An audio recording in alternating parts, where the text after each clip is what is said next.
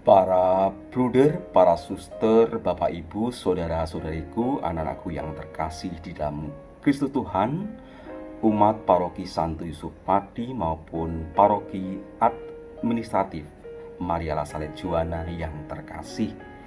Kita berjumpa kembali pada hari Minggu biasa ke-19 di dalam putaran liturgi tahun A. Bagaimana kabar saudara-saudariku semuanya? Semoga selalu sehat dan senantiasa penuh berkat, bersukacita karena rahmat Tuhan yang senantiasa dicurahkan kepada kita.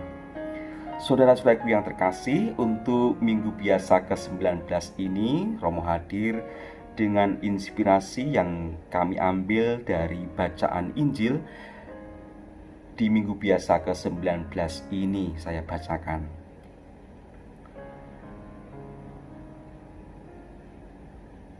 Injil Yesus Kristus menurut Santo Matius bab 14 ayat 22 sampai 33. Sesudah mengenyangkan orang banyak dengan roti, Yesus segera menyuruh murid-muridnya naik perahu dan mendahuluinya ke seberang. Sementara itu ia menyuruh orang banyak pulang. Setelah orang banyak itu disuruhnya pulang, Yesus mendaki bukit untuk berdoa seorang diri. Menjelang malam, ia sendirian di situ. Perahu para murid sudah beberapa mil jauhnya dari pantai dan diombang-ambingkan gelombang karena angin sakal.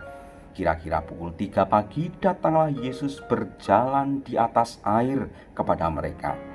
Melihat dia berjalan di atas air, para murid terkejut dan berseru, "Itu hantu!" Lalu mereka berteriak-teriak ketakutan. Tetapi Yesus segera menyapa mereka, katanya, "Tenanglah, inilah aku, jangan takut."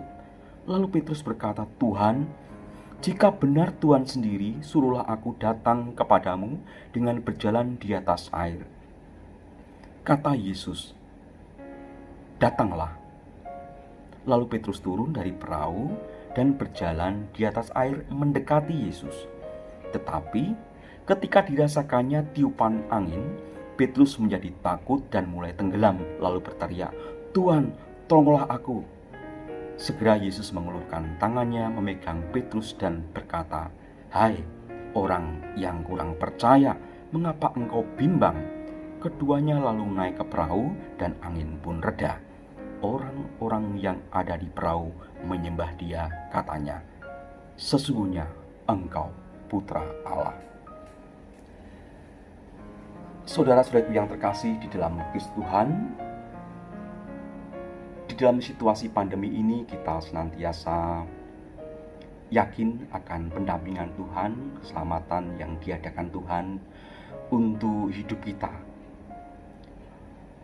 Keadaan yang mencekam, keadaan yang penuh dengan keprihatinan karena COVID-19 ini membuat kita menjadi pribadi yang takut, menjadi pribadi yang kemudian bimbang, menjadi pribadi yang kemudian menjadi ragu. Adakah Tuhan ikut campur tangan di dalam peristiwa COVID-19 ini? Saudara-saudaraku yang terkasih, tidak ada sesuatu pun yang terjadi di dunia ini tanpa Tuhan peduli. Tuhan senantiasa ada, memperhatikan, berjalan bersama, dan juga menyertai kita. Ini yang dapat kita ambil dari inspirasi Injil hari ini. Yang dibutuhkan di dalam menjalani masa pandemi ini adalah percaya bahwa Tuhan ada menyertai kita. Kita tidak boleh ragu akan pendampingan Tuhan. Kita tidak boleh ragu akan kebaikan Tuhan. Kita tidak boleh ragu akan perlindungan Allah bagi hidup kita.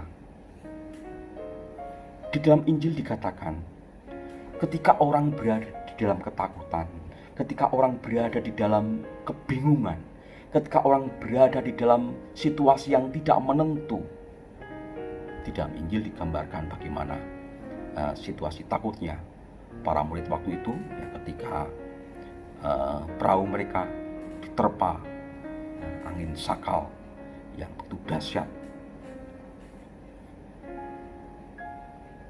Kita harus percaya pada sabda Tuhan, bahwa Tuhan ada di tengah badai kehidupan kita. Tuhan itu memberikan jawaban yang pasti. Tuhan itu menyejukkan. Tuhan itu membuat tenang hati kita yang penuh dengan ketakutan. Ketika Petrus meminta, karena dia masih ragu apakah itu Tuhan atau tidak, Yesus mengatakan, "Tenanglah, inilah aku, jangan takut." Mari kita batinkan, kita daraskan, kita ulang-ulang di dalam hati kita sabda Yesus ini. Tenanglah, inilah aku, jangan takut. Inilah aku, jangan takut. Inilah aku, Yesus, yang selalu ada untuk kamu di setiap situasi apapun. Inilah aku. Di dalam diri Yesus kita boleh mengalami kehadirannya terus-menerus.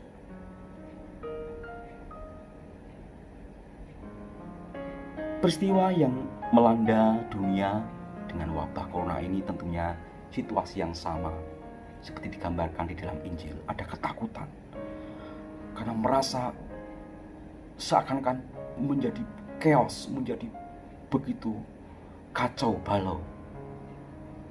Tetapi sabda Tuhan dulu, sekarang, dan selamanya tetap sama. Tenanglah, ini aku, jangan takut. Dan apakah kata-kata itu hanya kemudian semacam hiburan atau tidak? Tidak. Apakah kata-kata itu hanya memberi semacam ketidakpastian, atau hanya menghibur semata? Tidak. Kata-kata itu selalu berdaya guna. Sabda dan tindakan, sabda dan karya itu menjadi nyata karena Tuhan Yesus adalah firman Allah yang hidup. Artinya firman Allah, firman yang keluar dari mulut Allah itu terjadi, tergenapi. Sabda dan karya selalu berjalan bersama. Oleh karena itu ketika Yesus mengatakan, "Inilah aku, tenanglah, jangan takut," yaitu yang terjadi. Ketika orang mengandalkan Yesus, percaya kehadiran Yesus, tenang, teduh di dalam nama Yesus, ketenanganlah yang terjadi. Itu. Dan ketika orang meragukan sabda, tentunya juga tidak mendapatkan apa-apa. Lihat bagaimana proses beriman daripada Petrus. Pertama dia ketakutan sama seperti para murid yang lain. Kemudian dia mencoba agak sedikit berani melihat bahwa kemungkinan dia Yesus. Kemungkinan benar dia Yesus. Lalu Petrus turun dari perahu dan berjalan di atas air mendekati Yesus. Proses mendekati Yesus. Sedikit demi sedikit percaya, oh dia Tuhan, dia Yesus. Tapi di dalam proses itu pun kemudian masih jatuh. Imannya belum utuh. Imannya bahasa Jawanya belum kempel, belum kempleng, belum membulat, belum betul-betul mengandalkan nama dan juga percaya pada Yesus itu. Tetapi ketika dirasakannya tiupan angin, Petrus mulai takut dan mulai tenggelam. Lalu berteriak, "Tuhan, tolonglah aku." Segera Yesus mengulurkan tangannya memegang Petrus dan berkata, "Hai orang yang kurang percaya, mengapa engkau bimbang?"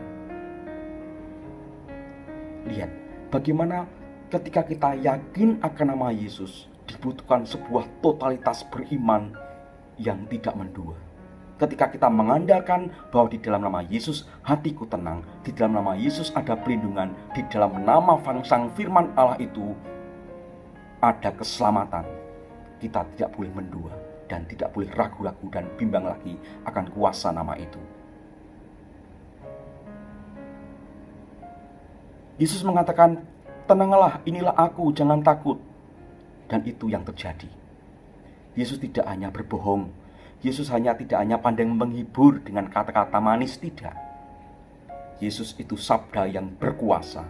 Dikatakan di dalam Injil, keduanya lalu naik ke perahu dan angin pun reda. Orang-orang yang ada di perahu menyembah dia, katanya, sesungguhnya engkau putra Allah. Betul, engkau adalah firman Allah yang hidup.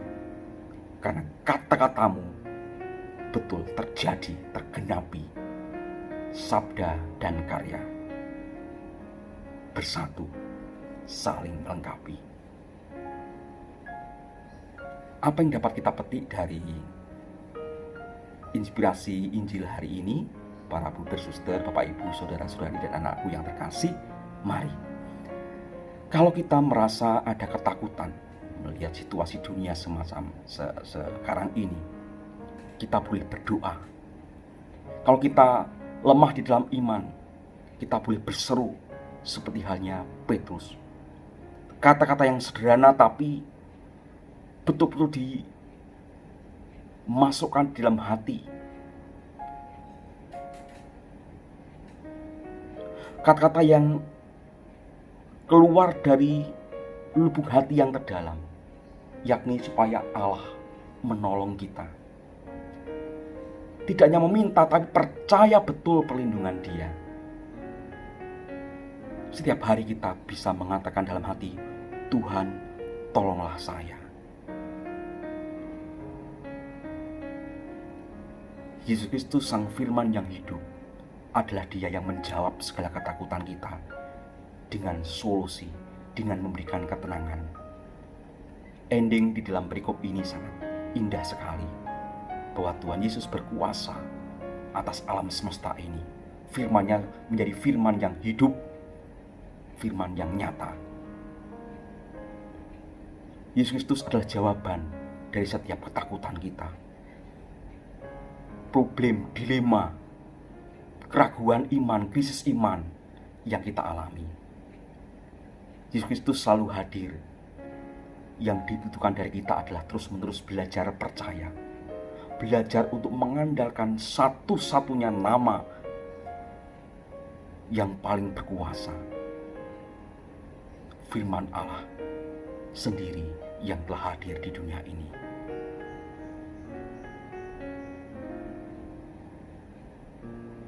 Hai orang yang kurang percaya, mengapa engkau bimbang?